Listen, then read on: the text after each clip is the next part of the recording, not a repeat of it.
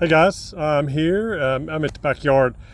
I went ahead and painted this is the Prairie water tank kit, and I went ahead and painted it, and I should have taken a video as I went along.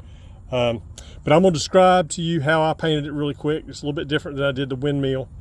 So once I got the kit all together, I did leave the tank separate and the top separate. I did the base, painted it, and then painted the tank part separate, and then the roof.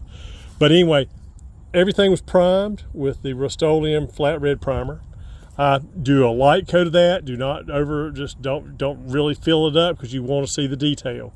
After I got that painted on there, I let that dry really well. I went back with the Rust-Oleum. It's the flat sand color. I did paint the whole thing, not a super heavy coat, but I made sure everything was coated. I even coated the underneath side of the well, not on this one, but the underneath side of the lid. Let's see here. After I got it all painted, now this is a really light color. It's the color here, right there where my thumb is. Anyway, after that whole thing was done, I took, this is Sargent Art Time Powder Tempera Paint. It's the brown, okay? I take that, I take a brush, I'm dipping it directly into it's a powder type paint. Took a brush and brushed the whole thing. Like I said, this was separate, the tank was separate on top. I brushed the whole thing. I got a really good coat of the tempera paint on there. That turned it a brown color. This was a little bit darker than it was. After I got that on there, I dull coated the whole thing. I dull coated the whole model. After I dull coated it, I came back, and I have it's one of the old railroad paints that was the old rust, and I had some of it made into, I went and had a latex made out of it, just flat. I painted all the bands in that color, and you can see all the bands were painted. After I painted the bands, I went back and I used a wash.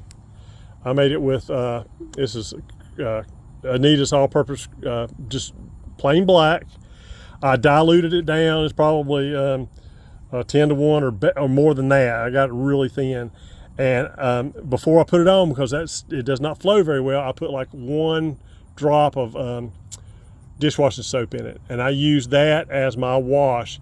And you can see the washes on there. I've washed the black in there is your wash. I did it twice on the tank and twice on the base, and I think twice on the roof. Anyway, after I got that wash done, I've let it dry. And then all I've done so far, and I think I've got it a little bit bright. I'm gonna have to go back and tone that down a little bit, the white. But that's where the water would leak and dry, leak and dry, leak and dry. So I put it on there. That's just a white highlight powder. And then the moss on there is just a patina green. It's just a powder. I might have to tone those down just a little bit. But anyway, I want to tell you how I did that real quick. It is a really neat little kit. Oh, I do want to show you something. People have asked me if you could use this model outside. I do believe you can. What happens when you use the resins I use, they're supposed to be high heat, but thin sections like this, if they're in direct sunlight, they can, even though it doesn't get rid of the edge, it can deform. If I were going to put this tank outside, I model inside. If I was going to do it outside, I would, before I put it on here, I would glue the top on, turn it upside down, and I would use an expandable foam, just enough to fill up, because what you want to do is you just want to support that area. So if you turn it over, spray the whole thing with expandable foam, you got to protect your bottom edges so it doesn't foam out on the outside.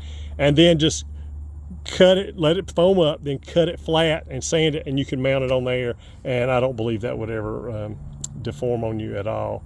But anyway, it's a good little model. I just want to tell you how I went about painting it. If you have any questions, like I said, you can email me at tiesplains.com. If you go to my website, tiresplain.com, it's got a phone number. You can call and talk to me if you want. All right, hope you have a good day.